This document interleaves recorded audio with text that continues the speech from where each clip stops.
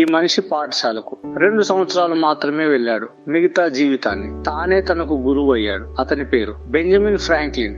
చిన్నప్పుడే పేదరికం చూశాడు. పుస్తకాలను కొనలేకపోయాడు. అందుకే ఇతరుల దగ్గర నుంచి పుస్తకాలు అప్పుగా తెచ్చుకున్నాడు. రాత్రి మొత్తం చదివి ఉదయం తిరిగి ఇచ్చేశాడు. బెంజమిన్ ఫ్రాంక్లిన్ అర్థం చేసుకున్న మొదటి నిజం జ్ఞానం డబ్బుతో రాదు, కష్టంతో వస్తుంది.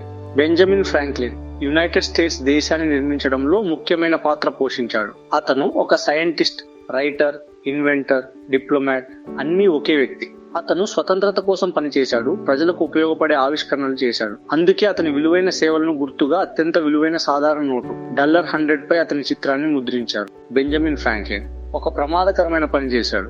గాలివాన పడుతున్నప్పుడు అతను ఒక గాలిపటం ఆకాశంలో ఎగురవేశాడు. ఆ సమయంలో ఆకాశంలో మెరుపులు గట్టిగా పడుతున్నాయి. చూసిన వాళ్ళందరూ అతన్ని వెర్రివాడని అనుకున్నారు. కానీ అతను భయపడలేదు. ఆ ఒక్క ప్రయోగం వల్ల ప్రపంచానికి ఒక గొప్ప విషయం తెలిసింది. అదే లైట్నింగ్ రాడ్ అనే సాధనం. ఆ సాధనం వల్ల వేల మంది ప్రాణాలు కాపాడబడ్డాయి. బెంజమిన్ ఫ్రాంక్లిన్ రోజు తెల్లవారుజామున లేచేవాడు.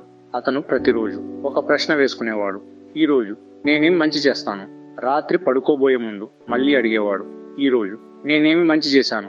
ఈ అలవాటు అతను దశాబ్దాల పాటు మానలేదు.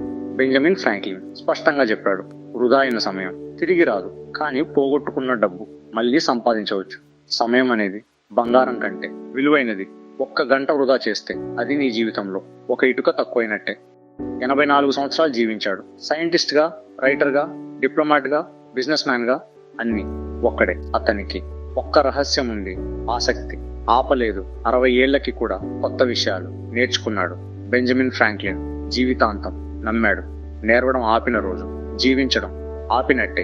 మరొక విషయం బలంగా నమ్మాడు, నిన్న కంటే ఈ రోజు కొంచెం మెరుగ్గా ఉంటే అదే నిజమైన విజయం. అతను చెప్పాడు, తెలివి ఉన్నవాడు అవకాశం కోసం ఎదురు చూడడు, తానే అవకాశం సృష్టించుకుంటాడు.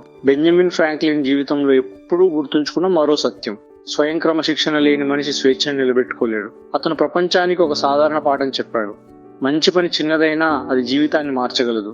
బెంజమిన్ ఫ్రాంక్లిన్ ఫిలాసఫీ చెప్తుంది, సమయాన్ని కాపాడితే జీవితాన్ని కాపాడినట్టే.